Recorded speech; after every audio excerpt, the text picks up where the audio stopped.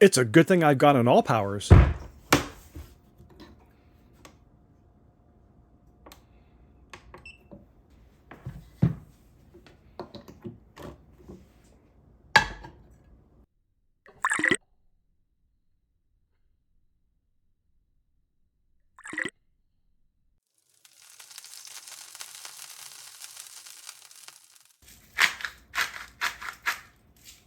The AllPowers Portable Power Station Solar Generator. Let's get to it. We all have plenty of DC power-hungry devices today, and the AllPowers can handle plenty of them, even in this smallest unit. The USB-C ports will power a modern-day laptop.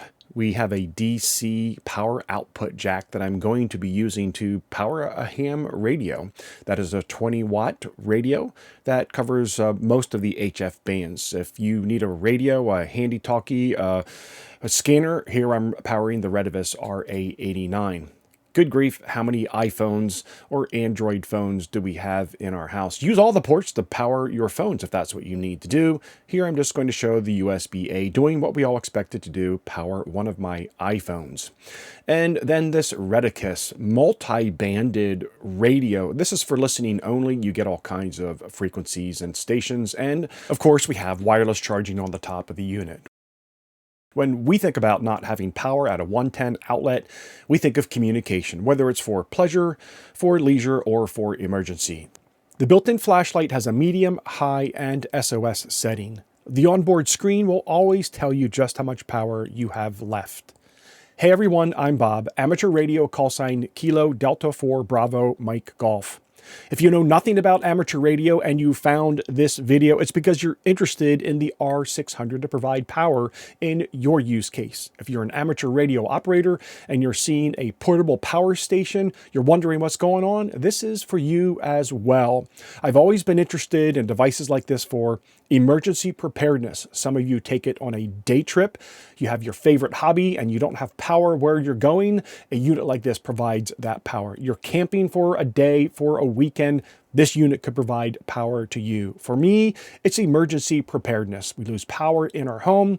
How are we going to communicate? How are we going to provide some comfort for ourselves? And right now, let's get cooking. The R600 and similar competitive units all have limited capacity. Doesn't matter how big your power station is, they all have limited capacity. Because this is on the smaller side, we need to ask ourselves, is it appropriate for a power outage at home? Is it appropriate for camping or my day trip? Well, that all depends on what you're trying to do. We could flash a table on the screen, or we could demonstrate it. We're going to demonstrate it. Hot water is one of the easiest ways to provide sustenance and some comfort, but just how much power does it consume to heat up that bottle of water? I'll be using an external gauge as well as the reading on the screen so we can see the watt pull, because this is a 600 watt rated unit. So we're really interested in just how many watts every activity that we engage pulls from this unit, and how much power did that inverter consume to convert that DC power over to AC. And here at the end of boiling this container of water, which I've sped up, we've consumed 11% of our battery. A hot plate seems like an obvious choice to use with a unit like this, but be aware of two things. They draw a lot of energy.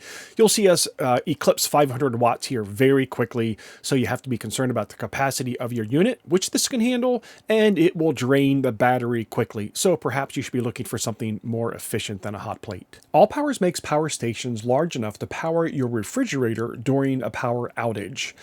This unit would power a travel or a camping refrigerator or freezer, but not your home refrigerator. We'll leave links in the description below to those larger units and this R600.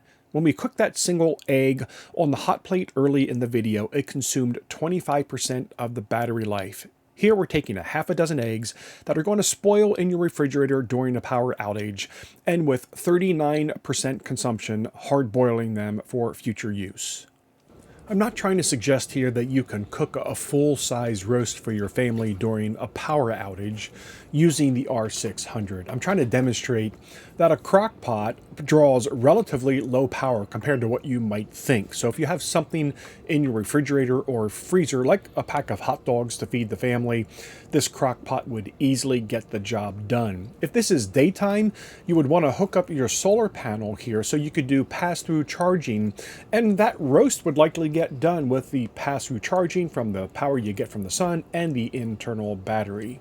So here's another option when you have a power outage to provide for yourself and your family. Don't touch your screens. It's not you, it's me. As luck would have it, we actually lost power last night. We've been filming these clips over many days, and yes, we had a storm blow through. We lost power last night. We immediately grabbed the Goal Zero camping lanterns, which in and of themselves have an internal battery, and just before bedtime, I'm topping one of these off. Always make sure you have all of your devices ready to go to face any power outage. Let's jump on over to some of the creature comforts you can get by using this AllPowers R600. And then we'll show you some fails, things you can't run, and we'll talk about some things you really need to think through if you're going to use a device like this. Where I live, internet can still work when the power goes out. That assumes, of course, that I can get power to my router, and I can with my AllPowers unit. So if the cell towers go down, the power goes down, I can power my router, get through to the internet, and with a 9 to 10 watt draw, have 10 hours of capacity to communicate to the outside world or provide some entertainment waiting for the power company to come back to life. Great feature. A space heater is going to be just like a hot plate. It's going to draw high watts. So the first thing you need to do is find a space heater that is rated for 600 watts or less, because that's what the R600 is rated for. That 600 stands for 600 watts maximum capacity. You can surge past that a little bit for a very brief period of time. The space heater is pulling just around 530 and 40 watts. It would drain this battery quickly, so hopefully this is just a short-term comfort you need, and you would only use it intermittently. Okay, I'm going to age myself now. Maybe your creature comfort isn't a heating pad. For me, I need it to sleep at night. I was surprised at the relatively low wattage draw and the number of hours that I would receive from something like the R600. If you want this to last all night long, you would need a larger unit than the R600, but if you use the heating pad intermittently, you would be good for an entire night. If you decide to purchase an AllPowers unit, the R600 or a different one, consider using the direct AllPowers links below. That lets AllPowers know you got there through this video. It might make them think to give us some additional gear to review. If you're stuck on Amazon, I understand that. I'll leave Amazon links as well. Specifications are boring but necessary, so I'll flash some of them on the screen while I'm talking through some necessary items you need to consider. Think about pass-through charging. This unit does offer that.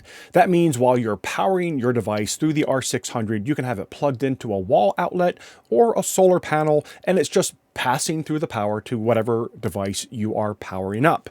I'm not exactly sure why people would do that from a 110 outlet unless you're using it as an uninterruptible power supply, a UPS.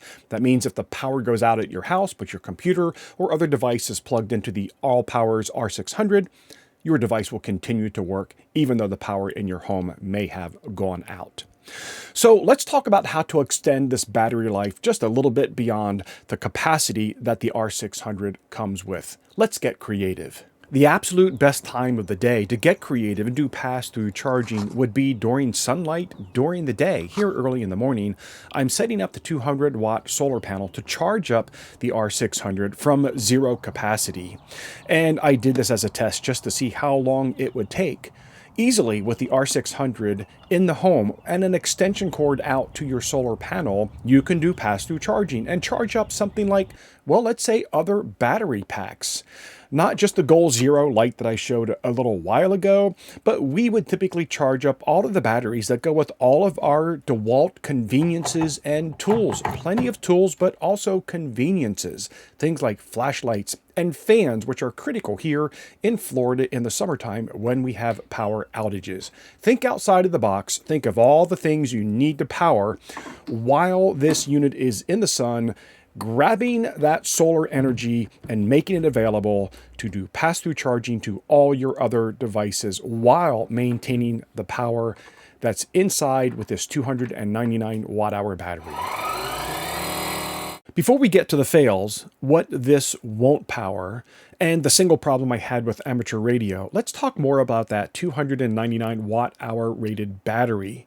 From a 0% level, how long will it take to charge this from a 110 wall outlet? Well, 1 hour and 31 minutes later, it was at 100%, and I didn't think that was bad at all. The next day, I hooked this up to my CBA, my computerized battery analyzer. The sole purpose of this electronic device is to drain a battery to see if it actually has its rated capacity. Well, the R600 has internal circuitry that is controlling the output to all the ports, and so you're never going to get this at 100%. So just how close to 299 watt hours will we get? Well, 9 hours and 13 minutes later, the BMS on the battery management system, shuts down as it should to protect itself, and it just plummets down to 0%. And we were able to pull 282 of the rated 299 watt hours out of this. Pretty good. How about solar? The next day I took it outside, and starting at 9 a.m. in the morning sun, we started from 0% and charged up to 100%, finished at 12 noon, about 3 hours later, and those 200 watt solar panels delivered a maximum of 127 watts in the morning sun. I would expect later mid-afternoon we would have gotten much closer to that 200 watt mark from those solar panels, but the peak I picked up in the morning was 127 watts. All good stats from my perspective. We were able to boil enough water in our Bowbly unit to make breakfast, some oatmeal, and some coffee. So why does this kettle fail? Well, the AllPowers has a safety system that anytime you go over the rated watts, it will shut down the unit to protect itself. The watt draw on the Bowbly unit is 300 watts, on the Secura unit 1000 watts, and that's why it shut down the AllPowers R600. It has a safety feature. You overdraw on the watts, it will shut down. The hot plate used for cooking our egg, 500 watt rating, this one 1000 watts. It's going to shut down the AllPowers. Bottom line, choose appliances that are within the 600 watt rating, preferably below, or get a hold of a larger solar generator. A question every amateur radio operator would have when considering a power station is, does it create RFI? You could see from the opening clip, I was powering my FX4CR, my 20 watt HF rig, from the 12 volt accessory output, no RFI. I have a 10-foot long power cord for that FX4CR, and I went and I turned on the inverter and powered up another 110 volt device. Having the radio 10 feet away, I didn't experience any RFI. I tested charging the 299 watt hour battery with my solar panel. Again, having my radio 10 feet away, didn't have any RFI. I can tell you for a fact, if you're charging this from a 110 outlet, you will have RFI on your radio. At least I did on my FX4CR. I've already questioned why you would do that, why you would do pass-through charging.